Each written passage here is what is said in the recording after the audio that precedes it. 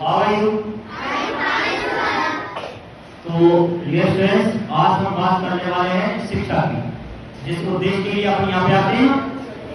अच्छा, कभी सोचा है कि हम पढ़ाई करने आते क्यों हैं, शिक्षा लेने आते क्यों हैं?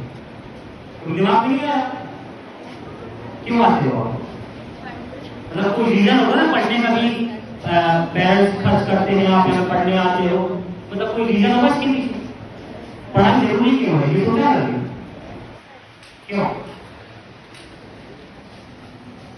देखिए, पढ़ाई कभी नौकरी के लिए नहीं की जाती। अगर आप सोचें कि हमने कई क्लास में पूछा है तो ज्यादा रिस्पॉन्स यही है कि अच्छी जॉब पा सकें, तो शिक्षा का अर्थ नौकरी नहीं होता। शिक्षा का अर्थ होता है अपनी बुद्धि का विकास करना, निर्णय लेने की क्षमता बढ़ाना, सोचने समझने की क्षमता बढ़ाना। एक बात के कई अर्थ होते हैं ना, तो उन अर्थों को समझना। जैसे रामायण सभी पढ़ते हैं और सभी देखा होगा कि भागवत होती है तो आचार्य आते हैं, बताते हैं, आप सुनते हो, चले जाते हो, बोलने की पुण्य मिलता है। लेकिन सबको बस यही है कि रट्टू होगा, जैसे आए सुनी चलेगा वो पुण्य मिलेगा। पुण्य क्या मिलता है वो नहीं समझते। यही जो शिक्षा है यही समझने में काम आती है। जैसे राम ने, सबको पता हो कि माता सीता ने कहा था कि हिरण को मार लाओ, बोला मेरे को मारने के लिए, तो क्या राम पागल थे? मैं पागल नहीं, तुम्हारे काम होता है सोने के हिरण को मारने गए थे ना, तो क्या हो श्री राम इतने पागल हुए ना होगी, तुम्हें पता ना होगा कि सोने का हिरण होता है? क्या माता सीता पर इतनी पागल नहीं होगी, तुम्हें पता ना होगा कि सोने का हिरण होता है?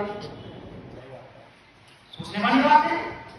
लेकिन वहां पे वो लीला के माध्यम से हम ये दर्शाना चाहते हैं कि जो स्त्री सोने के में आभूषण की मोह में फंसेगी तो वो लंका में जाके रहेगी। ये बताओ, लंका काय की थी? सोने की थी। सीता क्या लंका में घुसी? वो चाहती तो कितने हिरण बनवा सकती थी सोने के, एक हिरण के लिए रुकी थी। राम की मना करने के बाद वो बोली नहीं हमें यही चाहिए, तो लंका में कितने हिरण चाहती तो बना लेती, महारानी बन के रह सकती थी। लेकिन क्या खुश थी? तो वास्तविक खुशी कहाँ है? आभूषण में।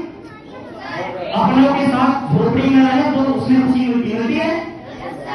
तो हमारा प्रश्न ये है कि शिक्षा आप कुछ पढ़ते हैं तो शिक्षा इसलिए नहीं आई कि नौकरी करना है, शिक्षा इसलिए आई ताकि आप अपनी बुद्धि का विकास कर सकें। ये अर्थ समझ सकें कि राम हमें ये बताना चाहते हैं कि अगर एक पुरुष भी यदि नारी की बात को यहाँ के आभूषणों पे ध्यान देगा, मतलब कहने की बात ये कि जैसा उसने बोला वैसा करेगा। दशरथ ने किया था, राजा दशरथ ने बिना सोचे उनको दे दिया कि जो बोलोगे वो करेंगे। कहने को दिया था, क्या बोला उसने? खुद को माना था, और क्या क्या बोलते उसको पुत्र को बनवास देना था, तो बिना सोचे कहेगा वरदान नहीं देना है। बोले ना खुशी में, जैसे हमारी मम्मी कह रहे थे कि खुशी में कुछ भी बोल रहे कि हाँ हम ऐसा कर देंगे, बाद में हो या ना हो, और गुस्से में श्राप दे देते ना।